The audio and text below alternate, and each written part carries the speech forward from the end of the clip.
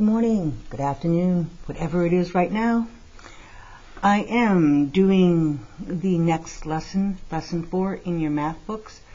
We're doing the little prep before you actually do pages 727 and 728 in your math books this week.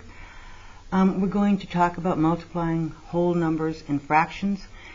I'm going to go through the way the book shows you, but then I'm also going to remind you that we do know how to cross cancel, which makes it's kind of a shortcut, makes things a little bit quicker.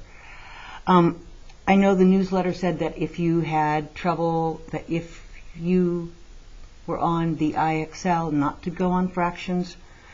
I'm going to kind of change that. I really would hope that if you are having trouble, then you need to be working on things like simplifying your numbers, simplifying fractions, or maybe just reflex math, practice your facts.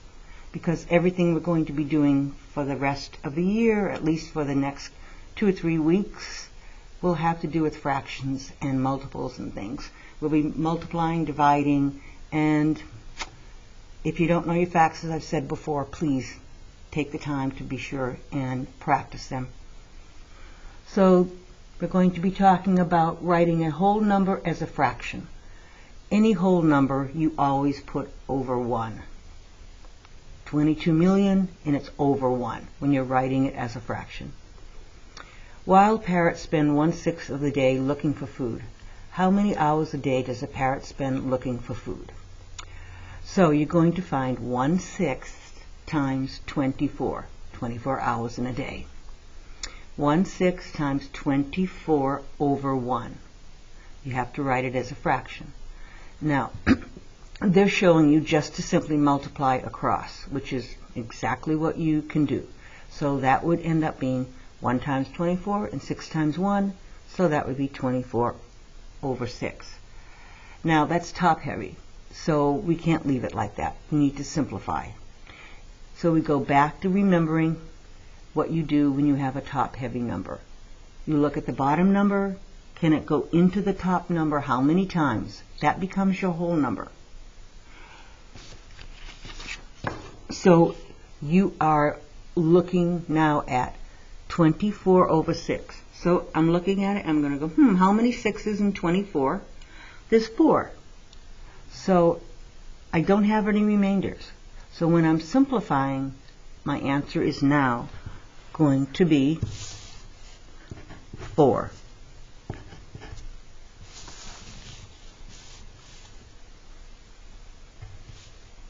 There we go. So 1/6 times 24 equals 1 times 24 divided by 6, or 4. Now, I'm going to read your little multiplying. When you're multiplying a whole number by a fraction, you write the whole number as a fraction. In other words, you put the whole number over 1. And then you multiply across the numerators and the denominators. You also can do what we call cross-canceling. When you cross-cancel, you're actually taking a shortcut. So you're taking 1 over 6 times 24 over 1. It's called cross-canceling because you're going diagonally. 1 and 1 you don't need to worry about, but let's look at the 6 and the 24. I know my facts, and I know that 6 goes into 24. So what I'm going to do is then cross-cancel. How many 6s in 6? 1. And then how many 6s in 24? 4. So then you continue to multiply across 1 times 4, and then 1 times 1, which of course equals 4 over 1, or 4. You cannot always cross-cancel, but when you can, you need to look to see. It makes simplifying so much easier. Instead of having to worry about dividing and that, or maybe that's easier for you, the way the book does it, it's just that if you cross-cancel, you usually end up with one answer, and you usually don't have to simplify much more than that. It's just, again, as I said, a little shortcut to doing that.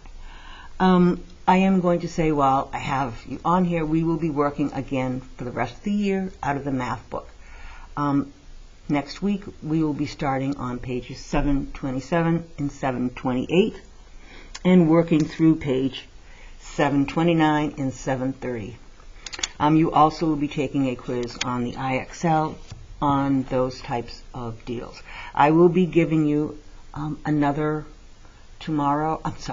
will be giving you on Monday another quick review, and hopefully everything will go right with the hovercam and you'll actually get to see it. I do want to say that when you are doing your homework, if you're having trouble, please write it down so that I'm trying to get Zoom next week and we can ask, or email. Please remember that you can email me, and I do answer my emails. So again, multiplying fractions, you multiply across, you simplify. If it's top heavy, you're going to divide.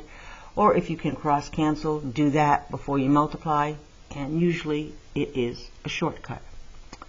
So I think that is all I need to say.